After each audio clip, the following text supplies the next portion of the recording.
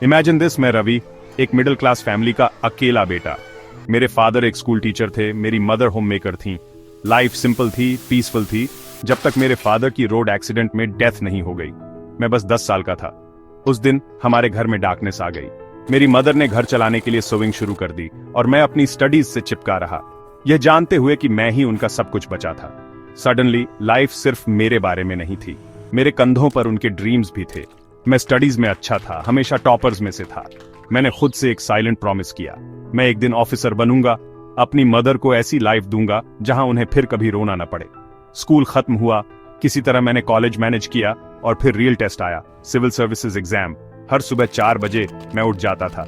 मैं मंदिर में एक दिया जलाता, फिर किताबों में डूब जाता। मुझे बस क्या दिखता था? सक्सेस और कुछ नहीं। लेकिन जब रिजल्ट्स आए, मैं अपने पहले अटेम्प्ट में फेल हो गया। मेरी मदर सिर्फ मुस्कुराई और बोली, इट्स ओके बेटा, भगवान पर फेथ रखो। तो मैंने फिर से ट्राई किया, लेकिन दूसरी बार रिजल्ट वही था। तभी रिलेटिव्स ने टॉन्ट्स मारना शुरू कर दिया। वह यह नहीं कर सकता, कुछ ने कहा। उसे जॉब नहीं, नींद चाहिए, दूसरों ने हंसते हुए कहा। उनके वर्ड्स चुभते थे। अब मैं खुद से नजरें भी नहीं मिला पा रहा था। मेरी मदर अभी भी हर दिन मुझे टी बनाकर देती थी, अभी भी मेरा सर सहलाती थी, लेकिन उनका प्यार भी अब बोझ लगने लगा था। तीसरी बार मैं फिर फेल हो गया, मैं टूट गया। मैंने खुद को अपने कमरे में बंद कर लिया, कॉल्स उठाना बंद कर दिया, दोस्तों से बात करना बंद कर दिया, मैंने खाना भी बंद कर दिया। एक रात मैं छत पर चढ़ा और किनारे पर खड़ा हो गया।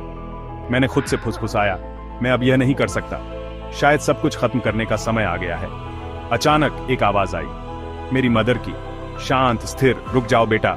मैं पलटा, उनकी आंखों में आंसू भरे थे। उन्होंने मुझे एक पुरानी किताब दी और कहा, यह तुम्हारे फादर की गीता थी, इसे आज रात पढ़ो, उसके बाद जो चाहो वो करना। अधूरी इच्छा से मैंने पेजेस पलटे।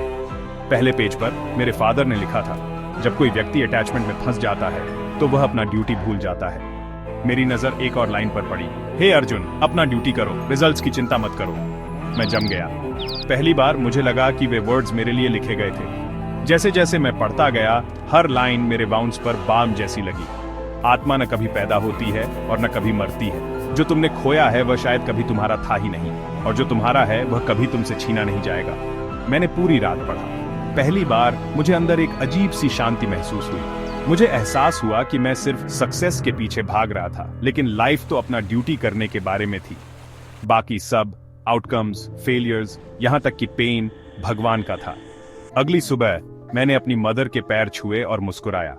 मैंने कहा, मैं फिर से फाइट करूंगा, लेकिन इस बार मुझे फेलियर का डर नहीं होगा, क्योंकि अब मैं सिर्फ खुद पर नहीं बल्कि भगवान के जस्टिस पर ट्रस्ट करता हूं। मैं फिर से पढ़ने बैठ गया, सिर्फ एम्बिशन से नहीं बल्कि पेशेंस से, सिर्फ स्टबर्ननेस से नहीं बल्कि सरेंडर से, सिर्फ फियर से नहीं बल्कि गीता की विजडम से। 6 महीने बाद रिजल्ट्स आ गए। मैंने एग्जाम क्लियर कर लिया था। मेरी मदर के आंसू बहे, लेकिन इस बार वे ग्रेटिट्यूड के आंसू थे। मैंने गीता को अपने माथे से लगाया और फुसफुसाया, अगर मेरी मदर ने मुझे उस रात गीता न दी होती तो शायद मैं आज यहां न होता।